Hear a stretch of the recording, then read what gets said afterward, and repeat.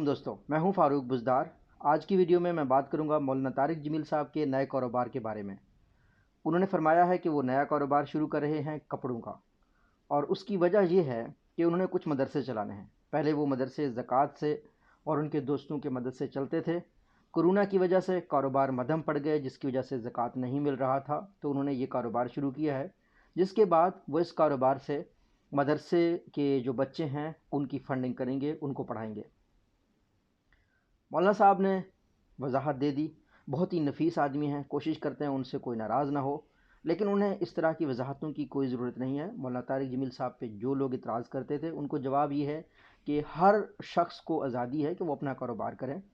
और मेरा एक फ़िलासफ़ी के स्टूडेंट के तौर पर ये नज़रिया है, मेरी ये सोच है कि माशरे में फ़िरकावारियत ही ख़त्म हो जाएगी जब हमारे जितने भी मौलाना साहबान हैं ये इस तरह कारोबार करेंगे और मौलाना तारिक जमील साहब के इस कदम को फॉलो करेंगे। बहुत अच्छा इनिशिएटिव है, अल्लाह पाक उन्हें कामयाब करे, और मैं ज़रूर उनकी दुकान से शॉपिंग करूँगा।